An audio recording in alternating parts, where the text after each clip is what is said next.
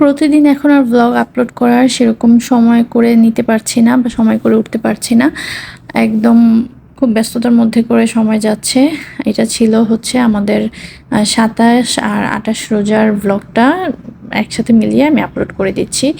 কারণ আলাদা, আলাদা এডিট করার মতো সময়ও পাচ্ছি না। আর ছোট, ছোট করে ক্লিপ নিয়ে রাখি, যার কারণে খুব বেশি ভিডিও থাকে না।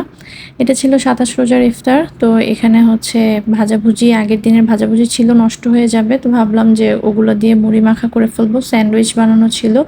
সাথে ছিল সাবুদানার ডেজার্ট, জিলাপি আর তো শরবত তো ছিলই, সাথে ফ্রুটসও ছিল। এগুলো দিয়ে আলহামদুলিল্লাহ আমাদের আর সেদিন এক্সট্রা কোনো ইফতার বানানো লাগেনি বাসায়। সুন্দর মতো এগুলো দিয়ে হয়ে গিয়েছে।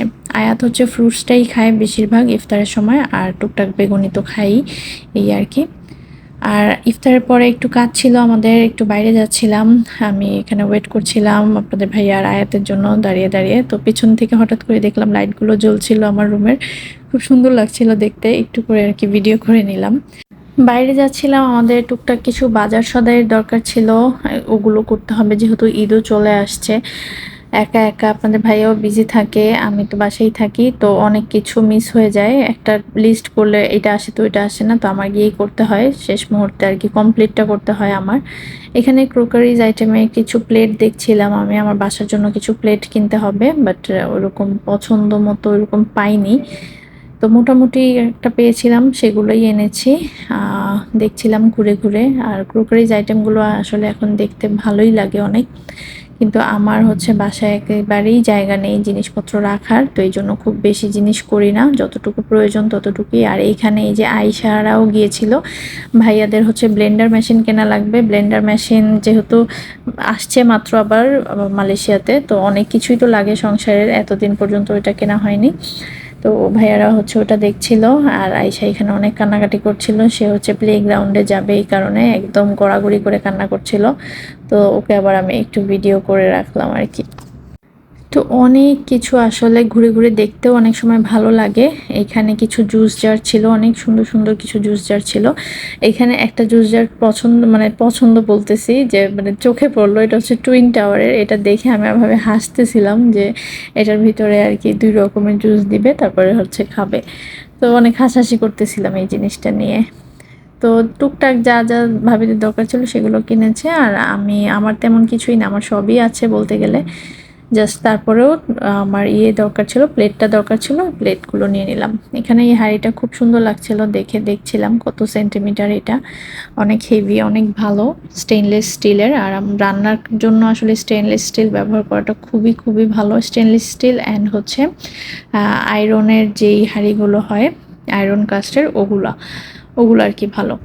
তো এখানে ভাইয়ারা দেখছিল, ভাইয়াদের বাসায় যেহেতু ইলেকট্রিক চুলা, তো এখন হচ্ছে হাঁড়ি কিনলে দেখতে হয় কোনটা ইলেকট্রিক চুলা ইন্ডাকশনে ইউজ করা যাবে, ওই রকম দেখে হাঁড়ি পাতিল কিনতে হয়। এইটা হচ্ছে ২৮ রোজার ব্লগ। আপনাদের ভাইয়ার হচ্ছে পাঞ্জাবি কেনার দরকার ছিল, পাঞ্জাবি কেনা হয়নি, তো ওর জন্য গিয়েছিলাম হচ্ছে পাঞ্জাবি দেখতে। এটা হচ্ছে পাকিস্তানি ইন্ডিয়ান একটা শপ।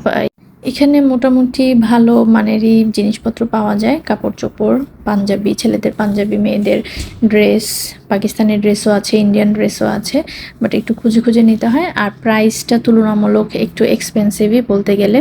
তো এখানে আর কি খুঁজছিলাম, দেখছিলাম। আপনাদের ভাইয়া পাঞ্জাবি পছন্দ করেছে, আমি ভিডিওতে দেখাচ্ছি না কারণ ঈদের পাঞ্জাবি পুরনো হয়ে যাবে এই জন্য। আর আমি হচ্ছে ঘুরে ঘুরে দেখছিলাম, ও হচ্ছে পাঞ্জাবি দেখছিল ট্রায়াল দিয়ে। তা আমি বাদ বাকি আর কি সবটাকে একটু ঘুরে ঘুরে দেখছিলাম। এখানে দেখেন শেরওয়ানি আছে, বিয়ের বিয়ের শেরওয়ানি, তারপরে হচ্ছে লেহেঙ্গা, শাড়ি, সব কিছুই মোটামুটি অনেক অনেক ভালো ভালো জিনিসই আর কি এখানে পাওয়া যায়, আর অনেক এক্সপেন্সিভও। তো এই শপিং মলটাতে আসা হয় ওই ঈদের সময় আসা হয়, এছাড়া আসা হয় না, যেহেতু ওই ঈদের সময় একটা হেভি কেনাকাটা করা হয় ওইটার কারণেই।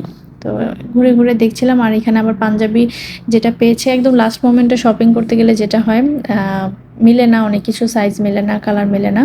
এখন হচ্ছে পাঞ্জাবিটাকে আবার অল্টার করতে হবে, ওইটার জন্য আবার টেইলার্সে নিয়ে যেতে হলো।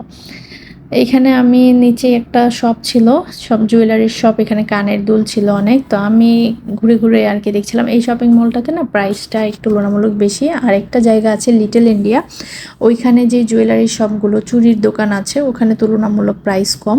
তো সেটার তুলনায় এখানে অনেক বেশি মনে হলো। আমার জাস্ট দেখার কাজ, আমি দেখেছি, কেনা হয়নি এখান থেকে কোনো কিছুই।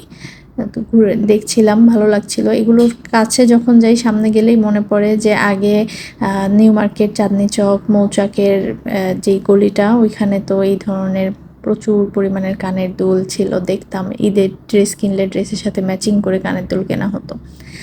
এখন হচ্ছে ইফতার বাজারে বসে পাশেই, আমরা ইফতার বাজার থেকে ইফতার করব আজকে। একদম টুকটাক অল্প স্বল্প করে কিছু খাবো, ইফতার টাইম হয়ে যাচ্ছিল। আমরা ইফতারের আগেই বের হয়েছিলাম বাসা থেকে।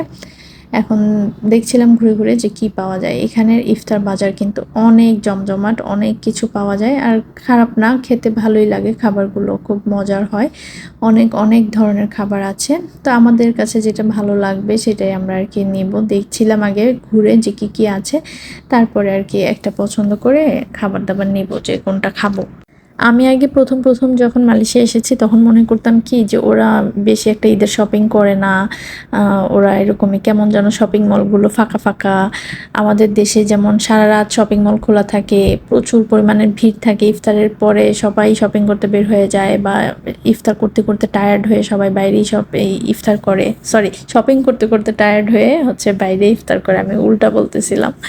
তো এই আর কি, এগুলো খুব মনে করতাম প্রথম প্রথম যখন আসছি। তো এখন হচ্ছে যখন চিনি সব কিছু, তখন তো অনেক জায়গা চিনতাম না যে কোথায় কি পাওয়া যায়। অনেক কিছু ঘুরে ঘুরে দেখে দেখে তারপরে না বের করেছি আমরা যে হ্যাঁ এখানে এটা পাওয়া যায়, এখানে এরকম। প্রথম দিকে তো এগুলো কিছুই জানতাম না, তো যার কারণে এরকম মনে হতো। এখন দেখি যে মালয়েশিয়ানরা যে কি পরিমাণ শপিং করে, শপিং মলগুলোতে বাংলাদেশের থেকেও মনে হয় বেশি ভিড় থাকে। রাস্তাঘাটে জ্যাম, মানে এত পরিমাণ জ্যাম, গাড়ি এক জায়গায় আটকায় থাকে। এটা আসলে একদম ঈদের ফিল, এটা না বাসা থেকে না বের হলে বোঝা যায় না। আসলে সবসময় যে শপিংয়ের জন্য বের হইতে হয় তা না, মাঝে মাঝে দেখার জন্য, ঈদের ঈদের যে আনন্দটা, আমেজটা, সেটা ফিল করার জন্য হলেও একটু ঘর থেকে বের হয়ে দেখা উচিত বাইরের অবস্থা, যে ঈদের জন্য মানুষ আসলে কত খুশিতে আনন্দে কত কিছু করে। আর এখানে এই যে দেখেন সুন্দর টেইলার্স, পাকিস্তানি টেইলার্স ছিল এটা। এখানে কিন্তু অল্টার করতে দিয়ে গিয়েছিলাম আমরা, পাঞ্জাবিটা হাতাটা একটু অল্টার করতে হতো। চাইলে আনস্টিচ ড্রেসও এখানে বানানো যাবে, বাট অনেক এক্সপেন্সিভ হয়। দেন আমাদের ক্ষুধা লেগে গিয়েছে, আমরা একদমই অল্প স্বল্প ইফতার করেছি আজকে, একদম হালকা।